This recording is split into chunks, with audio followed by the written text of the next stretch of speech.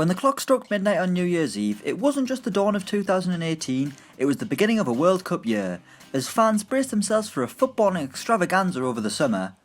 Well, here at HITC we're just as excited as you are, so every week we'll be bringing you something World Cup related, hopefully wetting your whistle before the tournament begins in June. Well, today we're going to look at the Three Lions and their last venture to the World Cup that came to an end in the group stage with a 0-0 draw against Costa Rica that saw Roy Hodgson's side officially knocked out of the competition. Their fate was pretty much already sealed, so Hodgson made wholesale changes to his side for the final game. Let's take a look at the 11 players who started for England and whether or not they could be in the squad for Russia 2018. In goal was Ben Foster.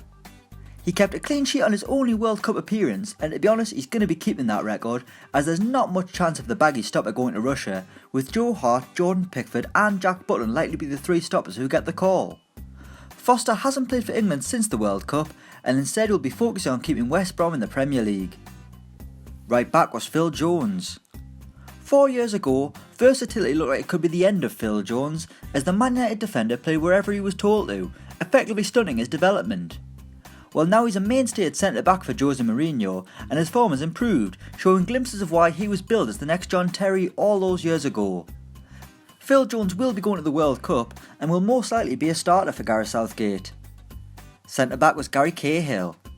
He may have just won the Premier League title last season, but Gary Cahill's stock has dropped remarkably in the last 12 months. The Chelsea man was a mainstay at the back in Brazil 4 years ago for England, but there's no guarantee he'll be a starter once again in Russia. The 32-year-old will certainly make the squad, but that's all we can guarantee so far. He was alongside Chris Smalling. The game against Costa Rica is Chris Smalling's only ever World Cup appearance, and to be honest, I don't think that stat will be changing once the summer is over. The Manchester United defender doesn't seem to be a favourite of Gareth Southgate, who snubbed Smalling during the last round of international fixtures, instead wanting his defenders to be able to bring the ball out of defence. So if I were Chris Smalling, I'd be looking at holidays for June right now. Left back was Luke Shaw. His appearance against Costa Rica looked like it could be the dawning of a new era for England left backs, but that hasn't been the case for Luke Shaw, with a leg break ending his hopes of appearing at Euro 2016. Injuries have blighted his progress once again this season, but Shaw has recently had a good run in the Manchester United team, and if he's given the chance to maintain his form, he could throw his hat into the ring for the World Cup and challenge Danny Rose and Ryan Bertrand for a place on the plane to Russia.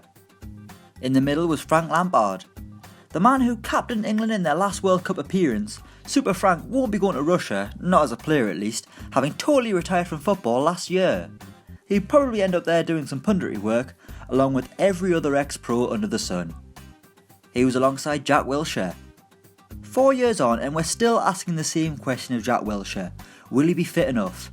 Injuries have dogged him since he first laced a pair of boots, but the Aston midfielder seems to be getting back to his best, and of course that has led to the inevitable calls for him to go to Russia.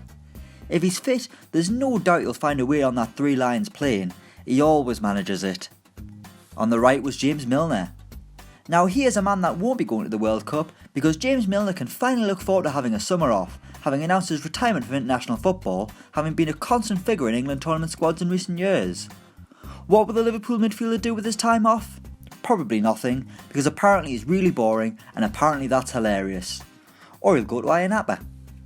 On the left flank was Adam Lallana.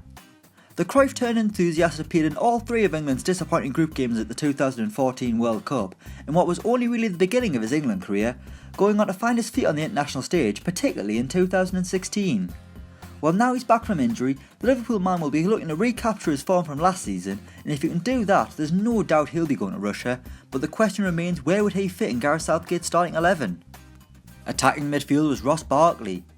He was a 20-year-old wildcard 4 years ago in Brazil, but now the midfielder doesn't really know what the future might hold, having hit problems at Goodison Park and ultimately falling out of favour with England, with his last international appearance coming in a warm-up game before Euro 2016.